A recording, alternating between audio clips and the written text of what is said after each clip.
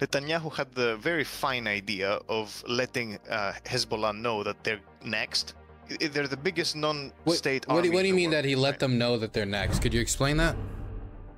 So I am Richard Hannay, at Richard Hannay 17 on Twitter, and I have my Twitch, which is Richie_Hannay. Basically, I studied military history at some university in some country. I don't remember if I've specified that. And I I'm finishing my master's in security studies and international relations. And yeah, I gained some notoriety by speaking to Vosh a couple of years ago about Golden Dawn and its rise and fall in Greece. And then I got a bit more prominence because I kept talking to people about the war in Ukraine, where I did a bit of coverage from my really comfortable couch. I'm not like I'm not too much of an adventurer, unfortunately. But What's wrong with a little adventure? Come on. Hey man, you're the daredevil here. I'm not gonna. I'm not going anywhere close to a front line. I'm shit scared. Ah, come on. It's just a few bombs. Who has that ever hurt anyone? Yeah, I don't know. To be fair, like those clips of you like running away from bombs are unreal. There's just they have accumulated so far, like anywhere from streams to like that one on the street where you're yelling at the person to come over. Yeah, I think there's at least probably like 8 clips on the internet of me running away from bombs. Probably at least 8. I don't know exactly how many. With either on stream or from my filming experiences. I think more than 8. I can't remember it all. Some of it hasn't even been released yet. But anyway, let's talk about Gaza. I wanted to talk to you about Gaza because you sent me a message about whether or not I wanted to hear about how the fighting in Gaza is going. And I'm familiar with the war in Ukraine. I'm familiar with how, the positional war in Ukraine is with artillery battles. I'm familiar with, the defensive battles that are going on in Avdiivka. But I am not familiar with IDF tactics. I am not that familiar with Hamas tactics or how the tunnel system is really impacting the battle here. And I wanted to ask you how the battle is going currently now that we're more than a month after the October 7th attack. I mean, yesterday was the anniversary, the 1-month anniversary of the October 7th attack. We've had a month of violence. How is the war going? So, I think that like when starting out, the Israelis went on this like massive artillery and airstrike campaign, which if you ask the Americans, it seems to have been kind of indiscriminate. So they weren't really. So it was like anything that could have been construed as a target was a target back in the day, but we haven't checked in a while, or whatever. Like it was dubious or ambiguous. They hit with really big surface bomb. They hit with like 1,000 and 2,000 pound bombs that weren't really meant to cave in tunnels. They were meant to like destroy buildings on the ground. They have started using again like some more like call them, let's say, deep strike, armor piercing, whatever the fuck, big bombs that are meant to like strike deep into the ground and blow shit up. Those are meant really for tunnels, but I feel like a lot of it has been kind of retaliatory and indiscriminate. However, then like they went on for the ground operation, which I think the Americans wanted to delay a little bit because they were like, okay, you're gonna go in. But we need to still move in to the area to deter perhaps Hezbollah or Iranian proxies in the area that could have possibly interfered. Now, the fighting on the ground, what Israel has done is they moved in and cut the strip in two, and isolated Gaza from the Gaza Strip from the rest of the strip. Now, I'm not sure if that would be enough to stop movement of Hamas from Gaza City to the rest of the strip because they have that many tunnels. And what all the tunnels look like, I don't think anybody can tell you. However, they do have hundreds of miles of tunnels, as far as I'm aware. And they have also nibbled at the edges of Gaza City. They haven't really gone into the dense urban area just yet.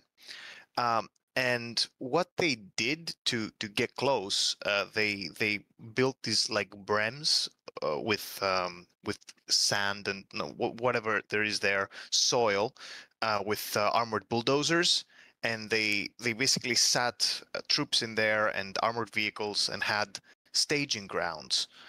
Basically to push further into the city, so they do this slow step by step. So you're saying that they went into like the semi-rural countryside, where I have a map on screen right now of Reuters areas of control from the IDF and what is still controlled by Hamas.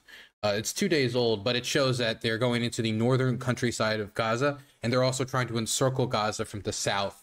And the furthest reported Israeli advanced positions have encircled the city. Now, this is 2 days old. There's probably been some more territory taken since.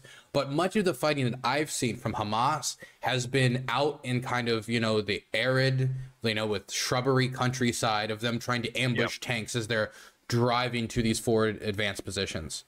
I'm sure you've seen the footage that I'm referring to.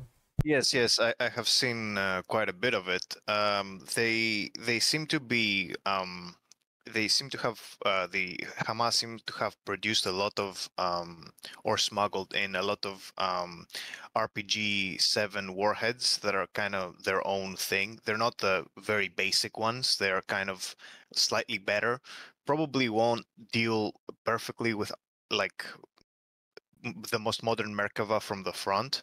I think they called them the Yasin or whatever. I don't remember the exact name, but it's not the very basic warhead of the RPG-7. They have a lot of those, and basically the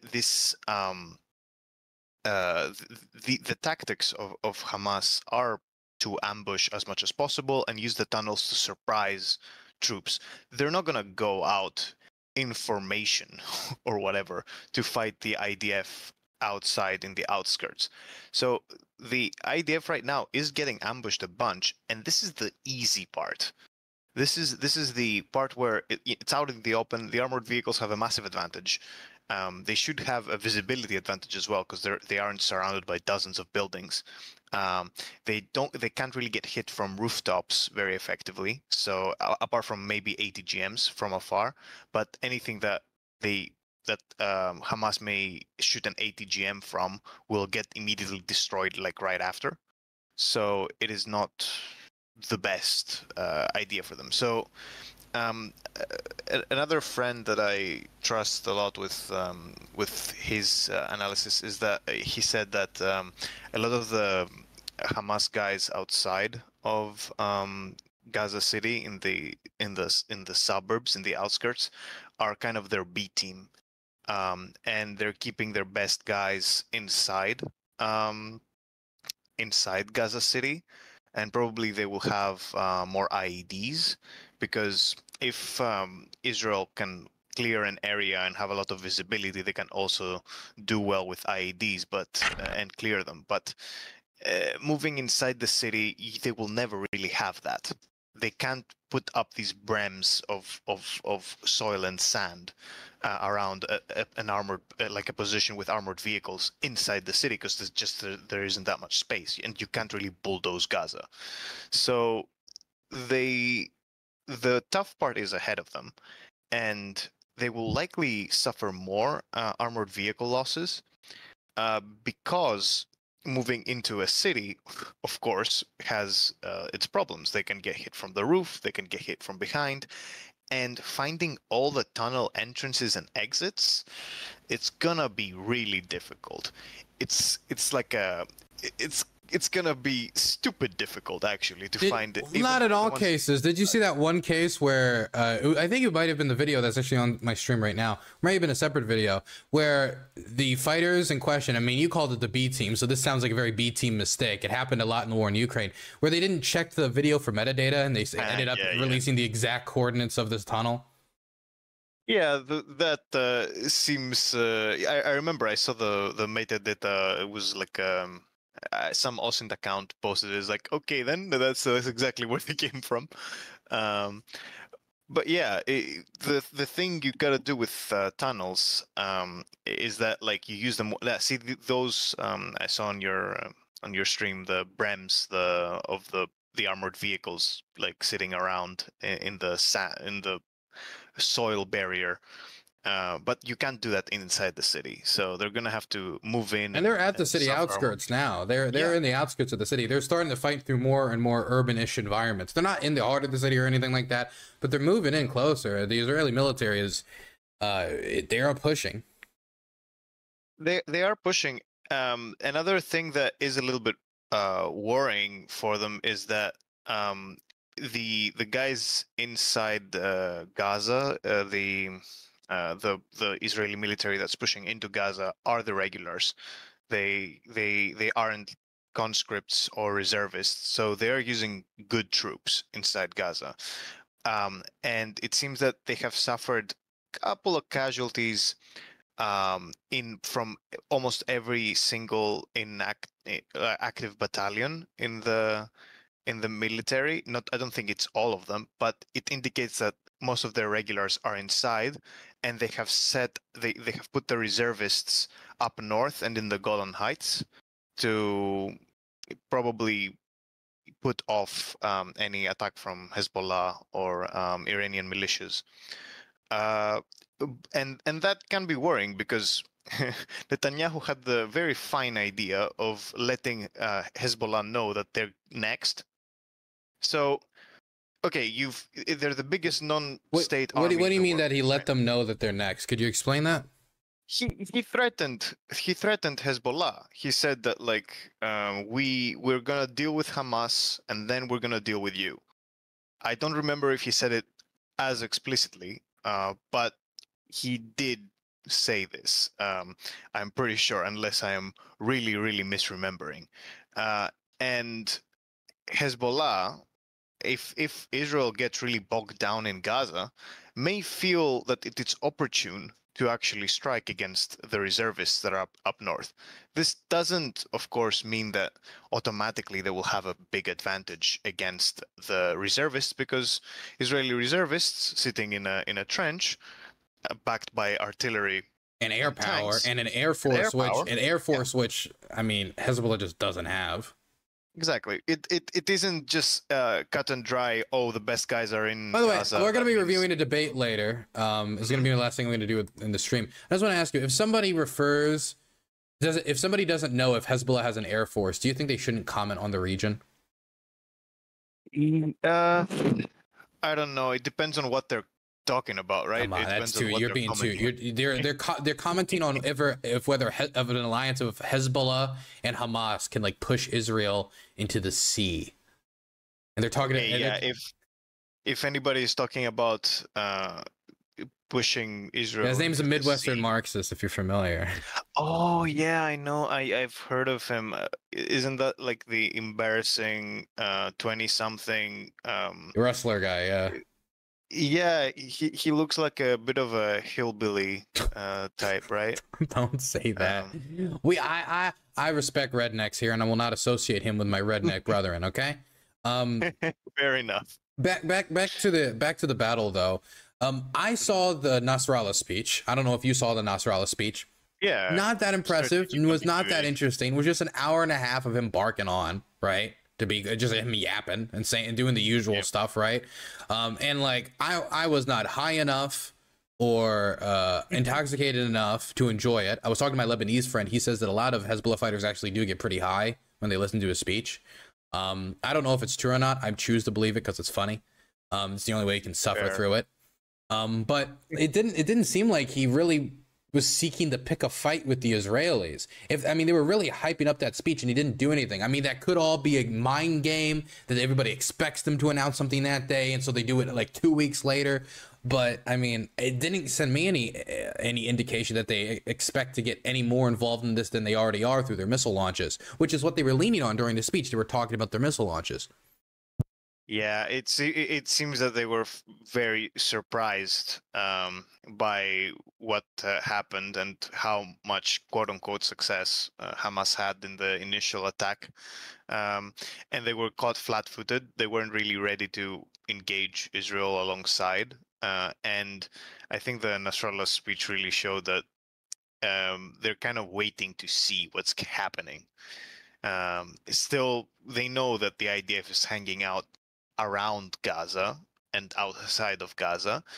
I think they're waiting to see, okay, what is happening inside Gaza. We're not gonna, I guess, they're not gonna just go all in on and without a good hand just yet. They will only really go in if they think they can beat the military formations that are in front of them, and also if they feel they have the backing of Iran or that the United States want. It's a very I don't think right now they're thinking, yes, we're getting ready to go. They're probably preparing for something if it does happen, if an opportunity does arrive. And of course, if Israel keeps doubling down on the idea that they will attack them in force later, they may choose to go in and do something out of desperation. Okay, well, let's bring it back to the battle in Gaza right now, because I don't want to talk about the hypotheticals. I'm going to talk about what is happening. So when I'm looking at these videos, right, I'm seeing guys in like flip-flops and like t-shirts and like slacks carrying RPGs over their shoulder, coming around a corner, firing at a tank, yelling Allahu Akbar and running away. It seems they're not really aiming to stop the advance outside of the city. It seems like they're really just trying to cause as many casualties as they can before they reach the city. Am I right about that? I would completely agree with you. As I said, they are kind of the B team, they are kind of the expendables, but also they've been told, because manpower is scarce for Hamas, they have a really big military. There's like 40,000 compared to what, like 300,000 reservists that were called up, and the reservists have an air force. I mean, there's also Palestinian Islamic Jihad. The video actually on screen right now is not a Hamas video, it's a Palestinian Islamic Jihad video. But they're not, it's even if you combine their forces of all the different militant groups in the Gaza Strip, it does not even come close to matching the Israeli military. And that's knowing that they have much less means at their disposal. Yeah, and Hamas knows this very well. They're not going on any grand offensive against Israel on the ground. They don't have armored vehicles. They don't have an air force. So they know full well that if they have any chance at surviving this, they're going to have to fight it out in Gaza with their best men and best equipment inside the city. So they are trying to, they're not trying to keep the IDF out, they're trying to get them to come in. And the IDF is trying to clear their back before they go in, because they don't really have a choice. They can't just stay out. Nibbling at the edges of Gaza won't destroy Hamas, which is the stated goal of Netanyahu. Eradicate Hamas. Yeah. I actually have you seen the recent who was it? It was the American. What's his name? Yeah, wait. Blinken. Right? Blinken, Anthony Blinken, yeah. Secretary of State. They set out the American red lines, which was no forcible displacement of Palestinians from Gaza, not now, not after the war, no use of Gaza as a platform for terrorism, no reoccupation of Gaza, and no attempt to blockade or besiege Gaza, and no reduction in the territory. Wait, when he says no reoccupation of Gaza, what does that mean? Interesting thing. That's because the rest of that I understand. All of that is stuff that the Biden administration should have said right at the get-go before any offensive operation was launched. I mean, if they aren't going to oppose the offensive operations, this is like the bare standard. So I don't know how much credit I really want to give them. I mean, it's better than Trump saying drink their blood, but I mean, again, we're you know, low standard here. But what does that part mean? That part confuses me. So because don't they have to occupy Gaza in order to, like, if they want to achieve the goal of removing terrorism from Gaza, which is, you know, the rocket attacks is what I assume they're referring to, attacks like what happened on October 7th, that would need some occupation. If they just kill all of Hamas and then leave, then it'll just be Palestinian Islamic Jihad that takes over. Yep. So that's the fun part. I feel like it's pretty infamous, right, that Biden hates Netanyahu, right? It's an open secret, kind of. He hasn't come out and said it openly, but he doesn't like the guy. And I think that with the no reoccupation red line, I think that, like, Biden is cooking Netanyahu, because with that as a red line for the Americans, if they're taking it seriously, it leaves Netanyahu with no option. No matter what he does, he is done for. What do I mean?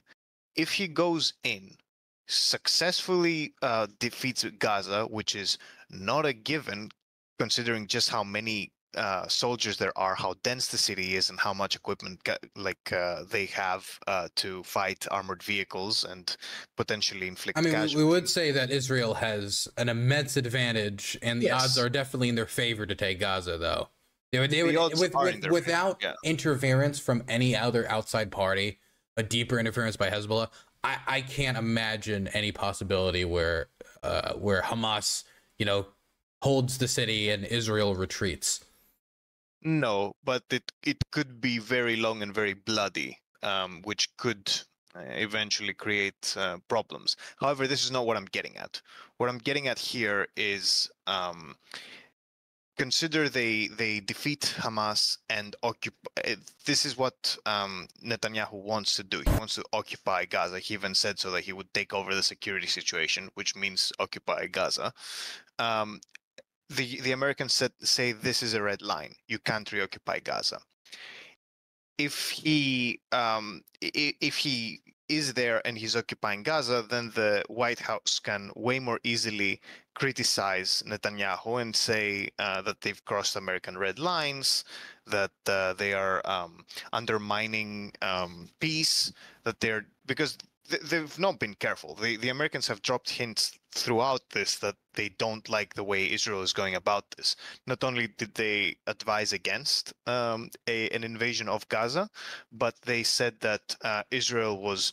How did John Kirby? Did you see that quote by John Kirby? I've seen a lot of bad quotes from John Kirby on this war, but which one are you referring to? It was one where he was talking about. I quoted it like 5 times, 5 separate times. But basically, John Kirby said that regarding Israeli care for civilian casualties, he put like 11 caveats, and he said, well, they sometimes consider civilian targets, but I don't want to overstate it. Something like that. Let me find it for one moment. It's okay. You can send it to me later. I want to talk back about the battle. I mean, that's what we're going to focus on right now. Yeah. So Hamas, Palestinian Islamic Jihad. We're looking at a Palestinian Islamic Jihad video right now. Firing mortars, firing RPGs, trying to not stop them from entering the city, but deal as much damage as they can, make it as bloody as they can for every inch. Then they get to the city. I assume they're also, of course, using tunnels to ambush them behind the lines, hidden tunnel systems. They reach the city. How does Hamas approach IDF tanks and IDF soldiers marching through the cities as the Israeli Air Force leads the way with bombardment? What is Hamas's, what is Palestinian Islamic Jihad's? What do you guess that their plan is generally?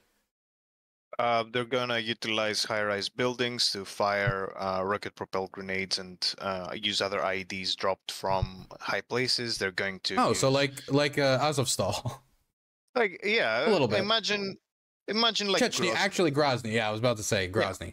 So Grozny is what I'm expecting. The question is, will it be bloody enough like Grozny so that I don't know, the IDF pulls Russia in Grozny, which is just getting out of the city and just pounding it into non-existence. I don't know if they can do that. I don't know if they even have the ordnance necessarily to do that. They're certainly on the path. Oh yeah, they've destroyed like 1/4 of the buildings in Gaza. Some insane amount. I think that they will often find buildings that are occupied with militants and have people firing from them. They will be firing at those buildings. I can only really say that it will be really slow, really bloody, and for as many civilians that are left in the north, it's going to be terrible. They're going to be without any, I don't know, water, food, fuel, anything they need to survive. They're going to be huddling in basements. it's not as if there are many useful bunkers for the civilians to use. Mhm. So So to me, it's going to be really, really horrible. So Yeah. I know that Hamas is going to be utilizing for the entirety of the war. They're going to be utilizing their tunnel system. Can you talk about how their tunnel system helps them and how it'll help them in the city? We can already see how it's helping them outside the city by launching ambushes. But in the city, how is the tunnel system going to help them? So with the tunnel system, you have a few advantages. First, you don't have to move out in the open. So if you are moving supplies around, ammunition, or people, you could be spotted by a drone and you could be targeted, or even targeted at the place that you're going. So they basically string you along, like a bee with a string around it, where you can find the nest. So you can do stuff like this if you are a modern military with drones and planes, just like Israel is, the IDF is.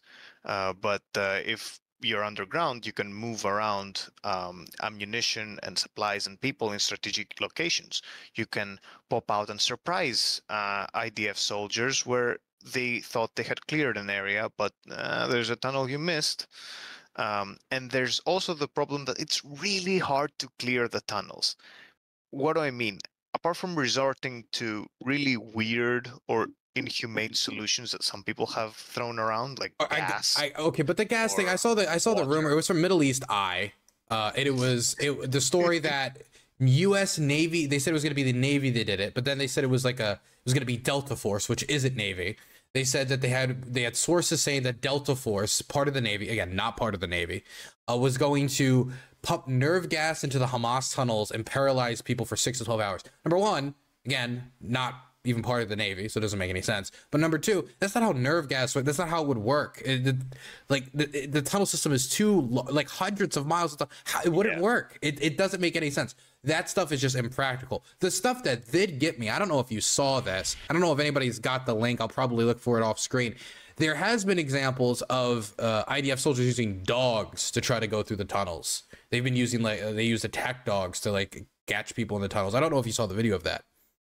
I think I did. Yeah, I think it crossed my field of vision. But what we should be talking about is scalable solutions, right? Yeah. You have to deal with hundreds of miles of tunnels that are interconnected, that will obviously have passageways that. Oh, actually, you know what? I just looked it up. I just spread misinformation. Did you? Yeah, it was a training exercise. Fake video. Fake video. Well, it's not a fake video, but it's from a training exercise. See, look at that. Disinformation, Dylan. But you were saying some scalable solutions. Yeah, scalable solutions. So I think the main thing that they are using to clear the tunnels is special forces personnel. The thing is, yeah, the special forces personnel are going to do well in the tunnels. They're fighting against even the most trained Hamas soldier is not really a match for an IDF special forces guy. They're using small unit tactics. They're fighting in the tunnels, so they make clear portions of the tunnels. The thing is, you can't use the special forces guys all the time. They're gonna suffer casualties. They're going to get tired. So the tunnel rats got tired and suffered a lot during the Vietnam War, and it's not going to be any different here. Even if the tunnels are probably better, in case of Hamas, they're probably more. We're gonna get some more tunnel rats from Vietnam. People with a handgun in one hand, flashlight in the other, just having to go through these tunnels. Terrifying experience. I couldn't imagine going through the Hamas tunnels. But I don't think they're that narrow or shallow. But they're probably more like corridors or. But still, they still have to go underground into a tunnel system. They have no idea, or they have either no idea, or they probably have more intelligence than we do. Very little idea about what actually is deep inside those tunnels, and they're going to have to go through them. And they're going to have to send people in to do it. I've heard so many people. I remember I was talking to Counterpoints, and he said, "Oh, they'll just use they'll use this bomb to blow them out." I've heard other people doing the nerve gas thing. I was tricked by dog magic. But I mean, at the end of the day, they're just going to have to send personnel down there for the tunnels that they can't collapse in and empty otherwise. And that is going to probably be one of the biggest. I mean, I don't know if it's going to be one of the lost personnel, but it's going to be bloody for the Israelis, I imagine. Yeah, what I'm getting at is that they will, if they want to clear the tunnels in any scalable or timely manner, they will have to use regulars, and that's gonna incur casualties. So personally, I am skeptical as to how easily or how good the IDF will end up looking in this operation. It is definitely not easy, even with all its advantages. It's going in the most it's going in the most disadvantageous way possible. It is a city siege that has been built up over a long time, preparing for a scenario like this. There's a ton of anti-tank weapons. It is going to be hard. It is not going to be easy. It's not going to be fast.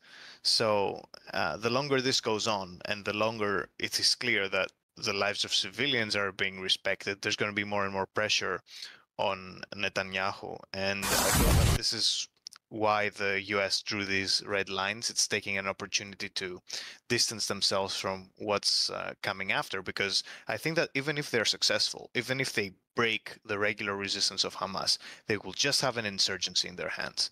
I think that without addressing the underlying conditions that foment something like Hamas, and you end up going in and occupying the city, you are seen as a hostile force. The IDF will by no means be seen as liberators by the Palestinians inside Gaza. The leadership of Hamas is safe in other countries.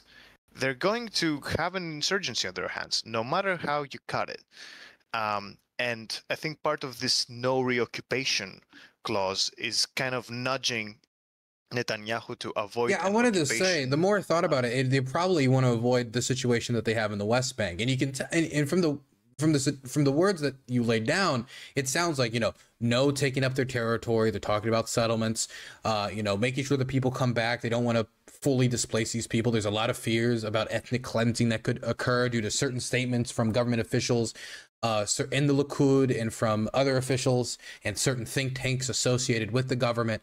But it sounded like to me what they were trying to avoid there in that situation is a type of long-term occupation that we see in the West Bank, where it's just like basically permanent military occupation since they're stateless. Yeah, I think they may be considering turning Gaza over to the PA, and by they I mean the Americans. I don't think I think Netanyahu would rather jump off a cliff than do that, because he doesn't. Politically, he just might. Yeah, I think that's why I mean that he has put himself in a horrible situation. Netanyahu, I can't see him whistling out of this one, because no matter what happens, if they occupy Gaza, they're going to have an insurgency on their hands and American condemnation. If they fail, of course, he's cooked. If they give Gaza over to the PA and beef up the PA to deal with any possible Hamas guys left over inside Gaza, then they will have a unified Palestinian leadership on their hands. And of course, which is something that he has been trying to avoid for years, because he knows a unified Palestinian leadership makes it easier to challenge Israel on the grand stage, and even possibly militarily in the future. Yeah, and that cooks Likud. So no matter what happens here, no matter the outcome, Netanyahu and Likud are in deep shit. to just use the appropriate term here. And I think that's what the US has figured out, and that's why we don't see Biden being like, yeah, unconditional support, let's go. I mean, that's what it seemed like at the start. Yes. I mean, it seemed like it's been like that until very, very recently. And I mean, I would even say that the conditions are very mild, milk toast, bare minimum stuff. But I mean, it is a change. Do you think this is like a political reality setting in? I think that Biden probably also saw the fact that he had a serious drop in the polls, that young people really aren't a big fan of the Israeli occupation of the West Bank or anything. Muslim Americans. And no, he needs Michigan, man. Yeah. He needs Michigan. Yeah. So I think that Biden did, if I'm reading this correctly, I may be just being overly optimistic, but I think Biden asked around and said, okay, what's the best way to distance ourselves from this, make and put conditions on Israel without angering people who are generally pro-Israel. And he set out some pretty good red lines, pretty solid, that nobody can really disagree with, but at the same time also really, really, really make it extremely difficult for Netanyahu to survive politically. Because if he had unconditional American Do you think support that motivated for part an of it? invasion, That would be making assumptions that he's basing our response to the humanitarian and military crisis upon what would be most disastrous for Netanyahu. I don't think it's just that. I think But it's you do think it was the US. considered? I think that it's very clearly considered because whatever. Why would you say it's clear though? Because like I could say that might be a possibility, but I really don't know. It could. I think for me it would make more sense politically if he's like, man, I don't want to lose these people in Michigan. You know, the response amongst young people has been very negative, and we want to try to help get that voter turnout up for 2024. But we also know that when polled, Americans, according to recent polling, favor Trump over Biden on Israel-Palestine. So I don't think Americans are exactly yelling "Free Palestine" at the top of their lungs, as many people would have you believe. So I think it makes much more sense for this to be some sort of a either political balancing act or trying to counteract what has been a pretty brutal bombing campaign in some way. I don't know why I would. I just don't know if I would go to the political conclusion. It might be. So I'm not. I'll just be clear. First of all, I can't know exactly what Biden is thinking, and second of all, I don't think it's the only consideration. Obviously, there is a political consideration, domestic political consideration for Biden, but also I think that Biden is aware of not only who he is dealing with, but who he'd rather be dealing with. If he believes that he can set out conditions that basically fuck over Netanyahu without fucking over his domestic support, I think that that would be pretty good for him. Man, Netanyahu really shouldn't have campaigned with Mitt Romney in 2012, huh? Yeah, apparently he's catching hot thunder now. He's catching Dark Brandon. But I did find the Kirby quote, by the way. Okay, what's the Kirby quote? All right, give me just a second. It is. So on Israeli efforts to minimize civilian casualties, so John Kirby says, we have seen some indications that there are efforts being applied in certain scenarios to try to minimize, but I don't want to overstate that. Oh, that is brutal. That's exactly what you said. I was like, there's no way he actually said. No, he just actually said that. This is for everyone in chat that may have not got all of this. This is government speak for they basically don't care about civilian casualties. If you want to strip down what he said, is yeah. I wouldn't go that far. I feel like they're slightly throwing shade, but I mean, yeah, I guess they are at least acknowledging the fact that in many instances they don't care about civilian casualties. Yeah, when I think that considering how much more careful the U.S. has been with, and the U.S. is often very heavily criticized for their civilian casualty ratio. I mean, our bombing campaign in Operation Inherent Resolve was pretty brutal. I mean, Operation Inherent Resolve, 100% justified. ISIS had to go, but the bombing campaign, very brutal. But see, you won't catch the U.S., for example, finding, let's say, a Hamas leader inside a a refugee camp, and saying, you know what I should do? Drop a giant bomb on it, kill 400 civilians. Maybe we killed them, maybe we didn't. We reserve that for weddings. Yeah. But I think that they're seeing this. They know that it doesn't look good, and they're trying to rein in not only just rein in Netanyahu, but put him in a position where he won't look good post-war no matter what. I don't know. Maybe, who knows? Maybe it's a UN mission situation, trying to govern Gaza in the immediate post-Hamas situation. But I don't think there's gonna be such a thing. I don't think that Israel just walks in, defeats Hamas, and Hamas has gone away.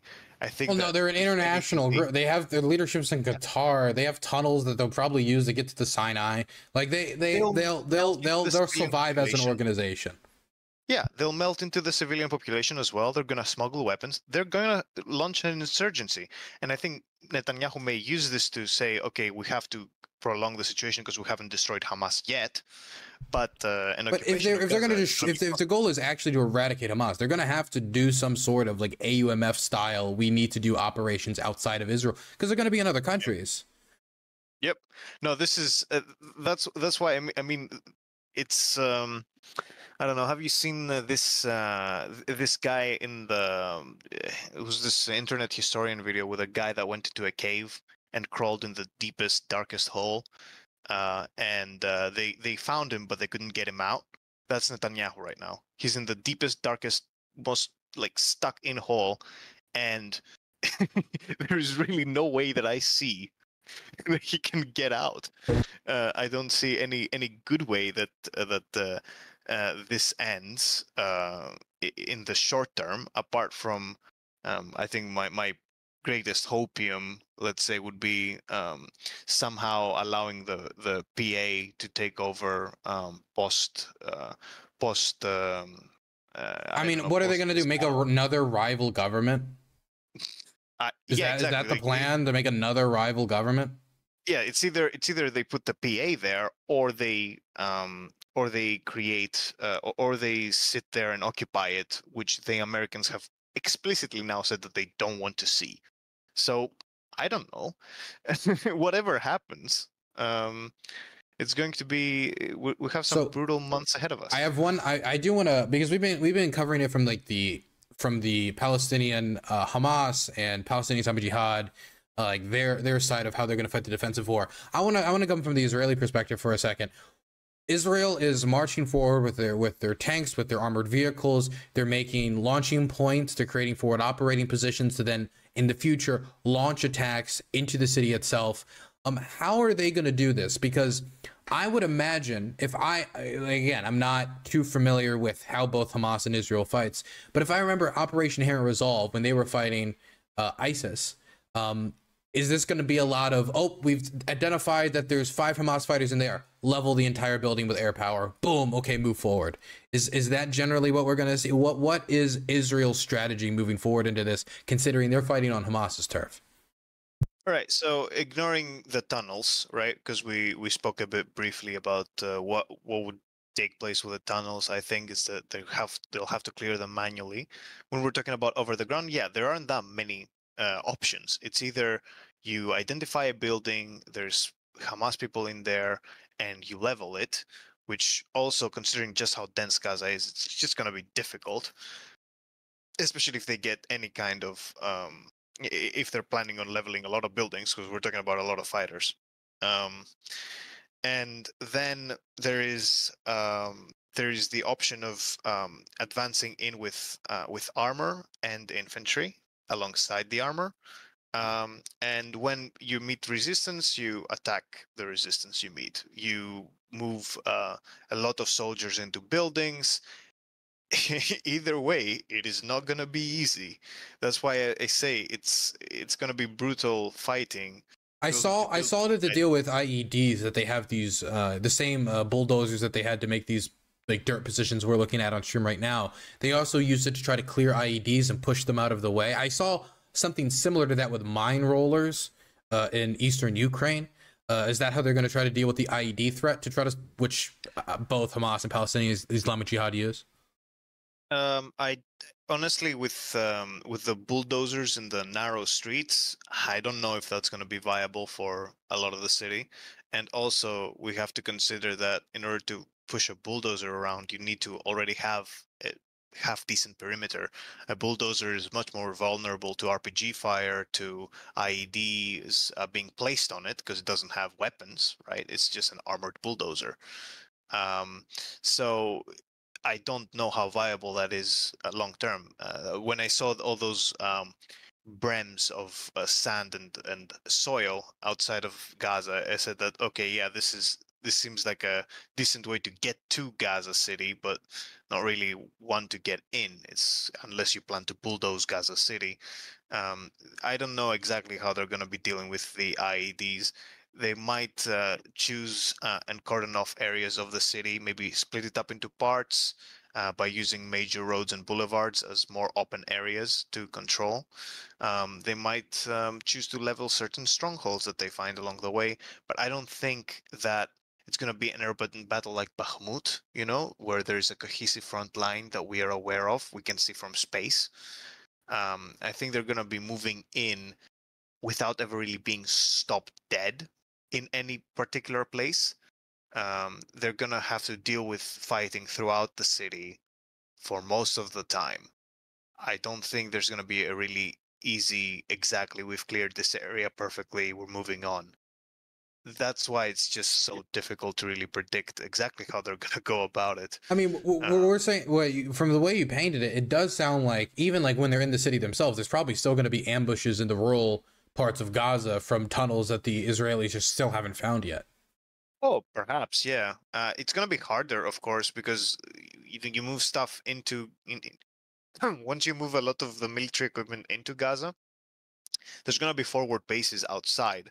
So I think that with them being more static, maybe Hamas, if they have militants roaming around in the countryside coming out of tunnels, they might want to strike a convoy or something. But I don't know how much damage they can really do. That's only nibbling at the edges, doing a little bit of attrition. However, inside the city is really where the battle's going to be had, really where most people are going to die in this war and in the tunnels. Do we know how many civilians are still in Gaza City? Do you have any idea? An estimate of around like 400 or 500,000. Jesus Christ. And they've already cut it off. I do know that they have like short hours during the day, like a 1 to 2 hour period where more people can like slip out. And I actually saw, and I'm actually watching the Channel 4 in bed with the Israeli military right now, that the IDF was actually screaming out in Hebrew to these crowds in case they were trying to smuggle out any of the captives. The 400,000. Assumedly before they get into the city, more people will leave though, yes? Yeah, but never enough. And of course, there's bombing going on. There's blocked roads. People are scared. Imagine you're. It's true. I mean, I can tell you from a personal experience of talking to people of these difficult decisions of whether to stay or go, and then they'll see like they'll hear stories. Oh, this vehicle was driving and they blew up, or you know they were on the way here and this ambulance blew up, and you have all these stories floating around. And some people just decide like, I live here, I know here, I'm gonna stay here. And I'm gonna stay in my basement. Yeah. Yeah, and that I mean, there are people even still in frontline villages to this day who maybe don't take that mentality about it, but are staying in no matter what. So even if you were to get all those people who were scared out, there's still going to be a certain amount of civilians that are just they're going to stay, as is true in every war. I really doubt that more than 2/3 of them could get out. Of course, if the majority of them could get out, I think they would get out. But it's also true in every war that there will always be stragglers who will never leave if they don't have to. Yeah, but I'm I mean, I'm not hoping. I don't believe that. Like, you know, the people who like sit out hurricanes, they're like, I lived here forever. I know. It's the same mentality. I've engaged with it here too. But but that's not true in the vast majority of these cases. Yeah, and but like even with Mariupol, right? They are scared about what may happen when you're getting out, how a foreign military may treat you, how there's just so much going on.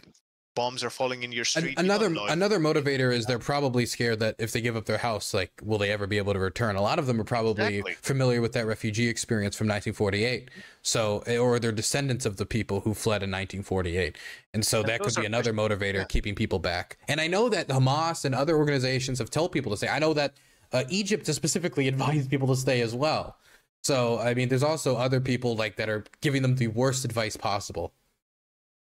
It is definitely, to me, all indicators show that most people are gonna stay. I don't know if it's gonna be more than half of them. I don't know But exactly how many you think that the most will stay as of when you say the most will stay? Are you saying as a decision of their own, or just like, I mean, we can't know, but like why? Can you give me a reason as to why? I don't know if there's gonna be just everybody taking the very brave stance, like, oh yes, I'm gonna stand here and face death. I think that most people are gonna be scared, and the conditions to facilitate their withdrawal won't be there adequately. I mean, there's Yeah. also the fact that Hamas won't really want to let them all out. And also, I don't know if you saw that video of the Israeli tank on the road that was out, the road that was connecting Gaza City with the rest of the strip. There was two civilian cars going down the road, and there's a dash cam on the second vehicle, on the vehicle behind the one on the front. And they meet the Israeli tank. They stop, and this it was some family car, like a Skoda, that does a 3-point turn to turn around, and as it's turning around, it gets blasted. Damn. By the Israeli tank. Do you have a video of this? If you can send it to me. Oh, I'll try to find later it. if you want. But yeah, that video, I saw people saying that it was a vehicle-borne IED, and that shit made me angry. Have you ever seen videos of vehicle-borne IEDs doing a 3-point Yeah, no, turn? vehicle IEDs do not turn around. It kind of defeats the whole purpose, unless that was a very, very like anxiety-filled Hamas suicide bomber. Like, I know they were kamikaze pilots that turned around. Maybe it was one of those. Like, oh geez, Louis. Yeah, but I doubt that. No. Yeah, let me slowly turn around. It's like maybe this suicide at his last moment, he decided he converted to Judaism before he was going to ram into the tank. Ridiculous. Yeah, a video like this will make someone who wants to flee Gaza think twice or 3 times whether or not they should, because this person wasn't driving fast. They were just driving down the road, and they did possibly the least threatening thing you can do in a car, a 3-point turn, and they got blasted. That's what motivated a lot of people in areas around Kiev to stay in their homes when hearing stories like that, specifically stories like that. Yeah, I mean, a lot of people in Kiev and in the suburbs saw that the Russian military was razing neighborhoods and shooting people, and they didn't want to get out. Obviously, they don't. You stay in and you hope and pray that you won't get killed by a bomb. I know that if I was in Gaza, even though every instinct and every piece of knowledge that I have would tell me get out, I know that I wouldn't have the guts to walk out of a basement if the basement has food and water in it. I'd sit in that basement, and whatever happens, because I know that if I get out, it is either I make it fine or I get blown to bits and nobody ever finds me.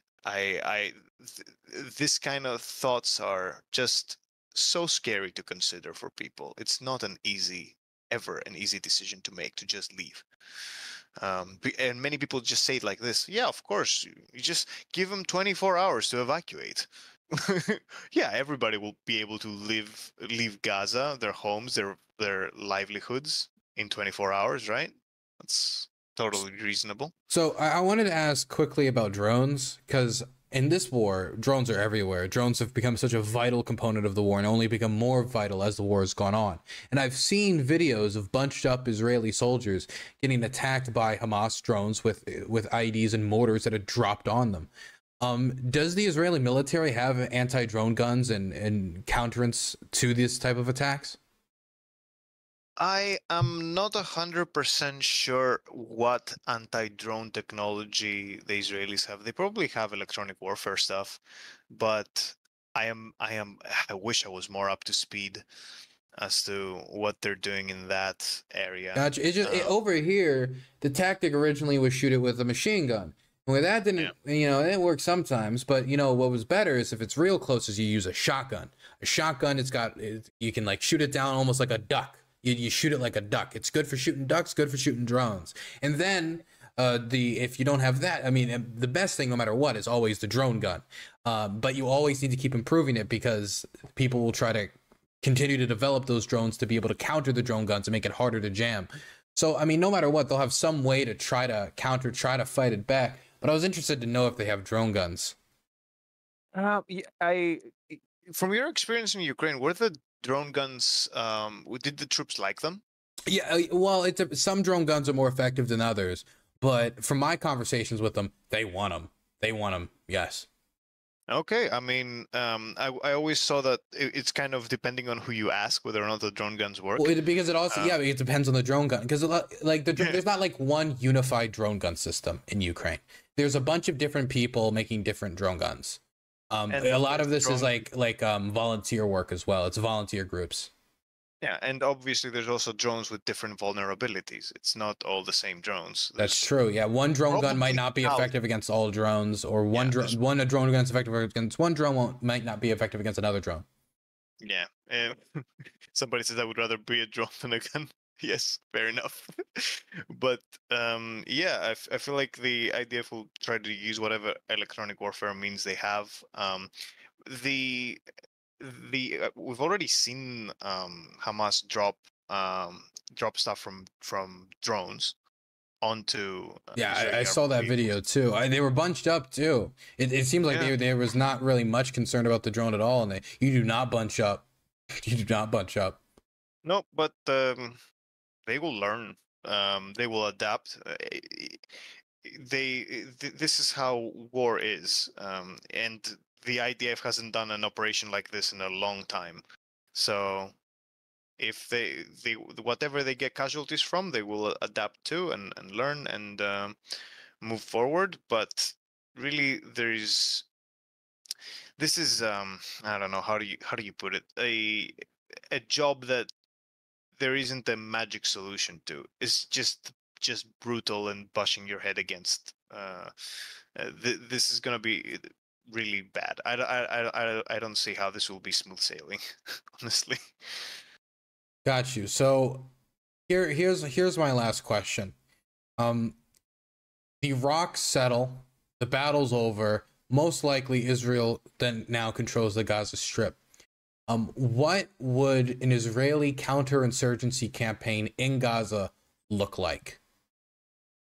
Well, it really depends where are they. So would they be? I think it would be not that great. Assuming that they have the population registry, right? So they would try to go through that, try to find which people are remaining in Gaza City, whether or not Hamas are still using tunnels to move to and fro, if they're going to occupy the whole strip, because we still need to consider there's the rest of the strip, right? True, the southern part of the strip. Yep. So whatever happens, they're going to try to deal with Hamas, which will be embedded among the civilian population. So it's going to be really difficult to deal with that insurgency. They don't have mountains to hide in, so it's going to be an urban insurgency. Now, the big problem typically that urban insurgencies have is food. So a lot of insurgencies, when they're fighting off of mountains, they tend to feed off of the civilian populations. They tend to have easy hiding spots. Mountains are really difficult to fight insurgencies in, similar with jungles, a lot of hiding space, and easy to find food. But in an urban setting, you better hope the civilians are willing to help and feed you. However, that's where all the tunnel systems come in, and if it will be really crucial for the IDF to completely control the tunnel systems, because it has tons and tons of like stocked water and food and supplies over the years.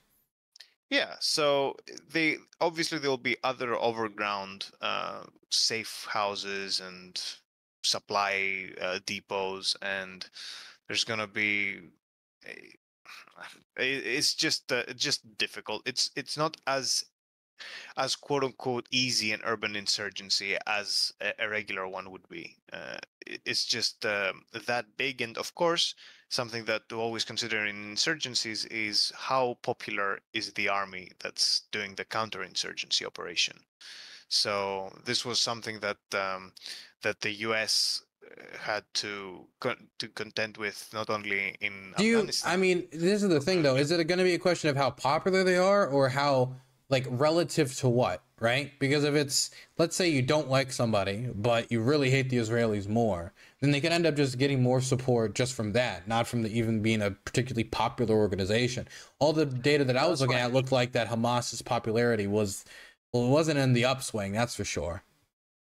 Yeah, but the thing is that this is the trap of insurgencies, right? Sometimes using more brutal means may be more effective at finding insurgents and killing them. However, using more brutal means will mean that you'll brutalize more civilians. Having a really light hand in insurgencies can sometimes help you with civilian morale, but it can also doom you to never being able to completely deal with the insurgency.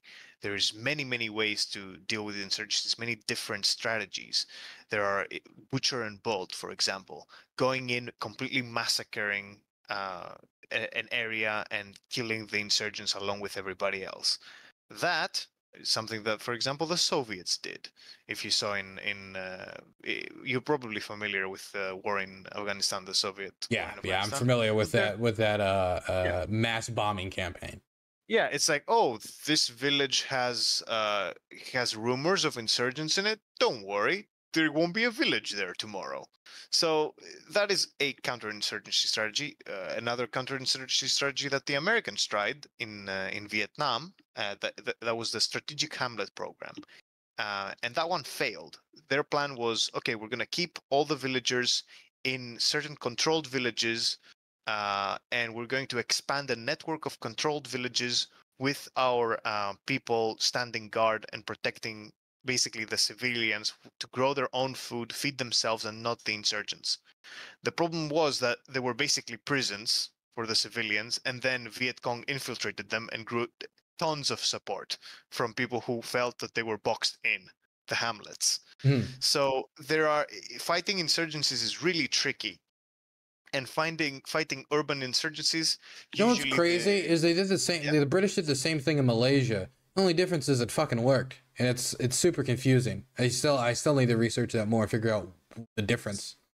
A big difference there is in popular support. The Malay insurgency was dealing with the Malayan, I think, Communist Party, right? They had like 1% support. Yeah. It was not extremely. It was also, I think, part of like wasn't it part of like an ethnic minority? Wasn't it part of like really based in a Chinese community in Malaysia as well? I don't remember. 100%. I forget the specific. I don't want to start yapping about it if I don't remember. But yeah, because a lot of people were talking about the British advised the US a lot in Vietnam about how to deal with the insurgency, and they found out that because of how much more popular the Viet Cong was compared to, say, the Malayan communists, they really weren't able to very effectively provide support to the Americans. Like almost all British recommendations were kind of useless in Vietnam. The Americans had to figure it out themselves, going the hard way.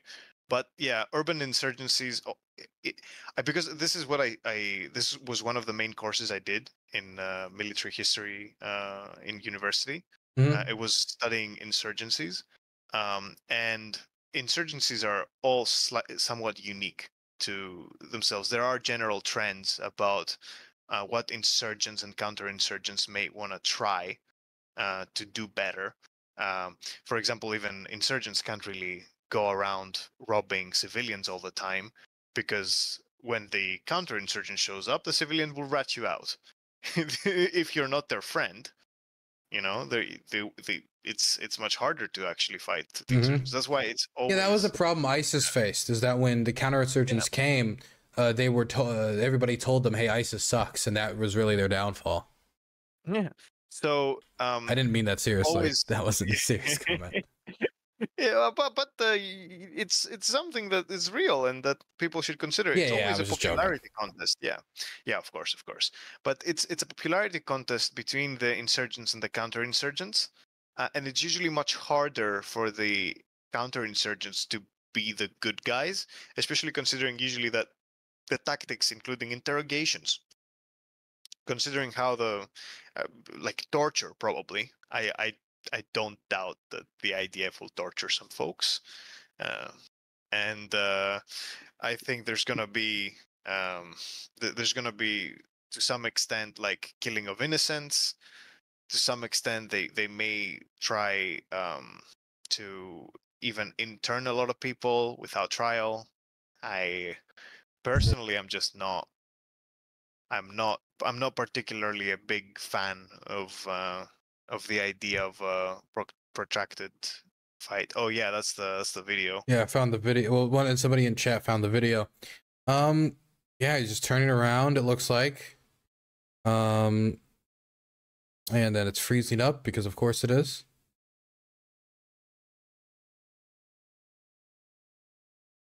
But yeah, the Merkava basically shoots the car. Oh no, it completely turned around. It was just completely. Oh yeah, Yep. it was completely going in the other direction. It was like it was not it wasn't an attempted full point 3-point turn. It was a successful 3-point turn. Completed, yeah. Was headed in the other direction. They just blew it away. You know, that's pretty bad, man. That's Yeah. awful. That is what we call in the biz a war crime. In the piss. Yeah. Man. I guess lastly, I just want to quickly ask. I saw some critiques about this Channel 4. It wasn't just a Channel 4, but it was a CNN piece as well, where journalists embedded with the Israeli military, and the journalists had to take all the footage that they took and give it to the Israelis for them to review it before release. And I saw a lot of people getting very angry about this, and it was a little confusing to me because this is usually the standard as far as I'm aware. Maybe not to the same extent. For my example, when I have to release footage on the front line, I give them the final product, they review it, and then they say it's good or not. Like, I don't think I have to send them the entire width of all of the things that I filmed. I've never had to do that before. But militaries saying that they're going to censor part of your videos for anything that could be geolocatable or anything that gets soldiers killed, that's the global standard as far as I'm aware. Yeah, I think I'm not gonna be too harsh on people who the first instinct is, oh my God, they're trying to build their that's own the thing is, narrative. I'm not even necessarily endorsing the system like this is the best way. Maybe it'd be better if there was independent commissions. You could do this better. I'm not saying that these rules are not abused, but this is the global standard. Yeah, it's pretty sad. I mean, the thing is that in order to embed with the military, that military has to allow you. And if they feel like you are a hindrance or a threat to their operations, you're not going to be embedding with them. You can't force yourself in there. So when you have footage, and we've seen how powerful footage can be, you can geolocate a bunch of stuff from it. The military will come. They will look at the footage in their own way. Every military has kind of their own strategy when it comes to that, and if they deem it's okay, they'll release it. Maybe they are completely unwilling to release it even for political reasons, but that's kind of the risk you run. At that point, you may, as a journalist, decide to talk about something that you saw, but you weren't able to. Yeah, that's another thing. They can delete footage if they really decided that, you know, screw it, we're just going to delete your footage because it made us look unflattering. At the end of the day, journalists could still come out and say, they made us delete this footage, and it was footage of them executing so and so. Yeah, exactly. So the thing is, then that same military may not allow you to embed again. But I mean, I think that if you're a journalist embedding with the IDF and you have a clear you're a good faith actor. You know, you're not going in just to do puff pieces. And you see some war crimes, I doubt anybody's going to say, you know what, this is a cushy job, I'd like to keep it. I will not talk about the war crimes. I'd rather see more. I don't expect that. Something about the people who definitely not Channel 4 News, considering their coverage of the hospital bombing. What was it? Did they say immediately that Israel did Well, they it? didn't say immediately that Israel did it, but they continued to pose questions about like, hey, the Israeli story of events doesn't make sense, and this audio that they released is spliced together. Like they were very clearly critically questioning the Israeli government.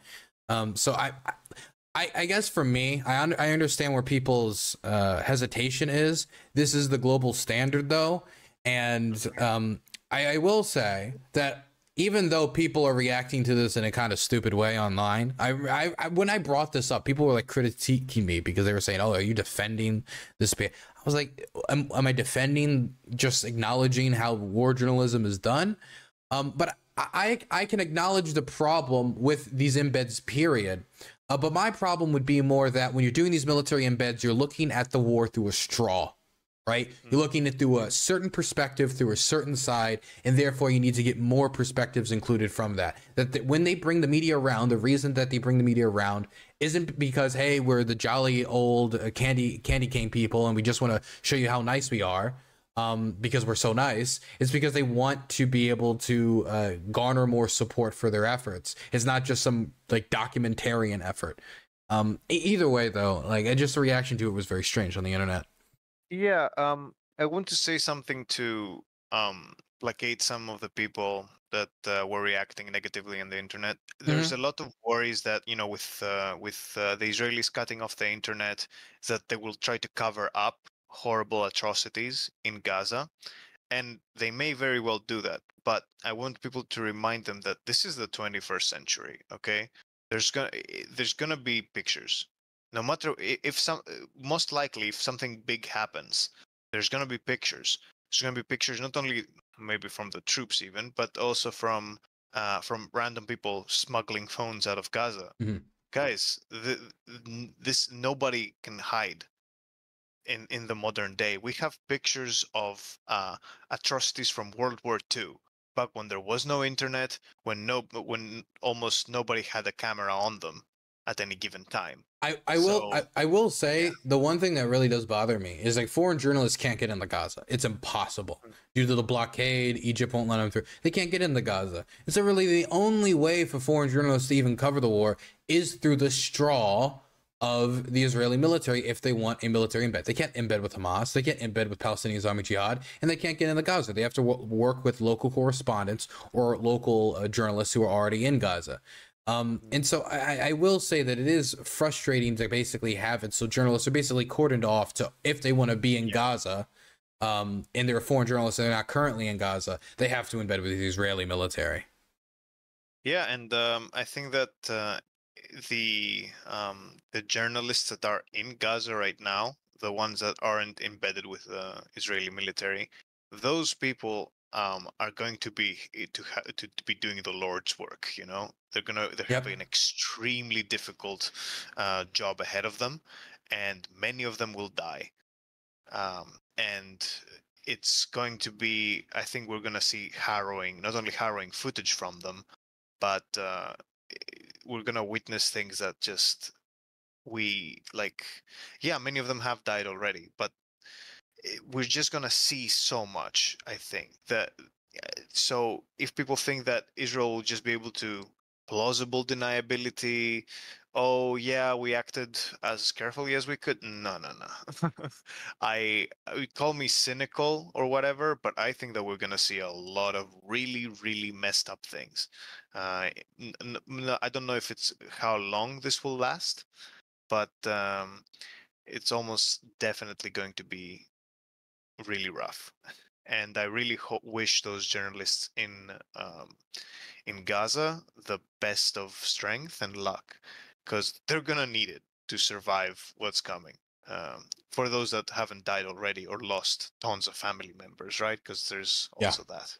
Thank you so much for coming on. I really appreciate it, Richard. You always add some valuable insight into the stream, no matter what topic we're talking about. So I really appreciate you coming on.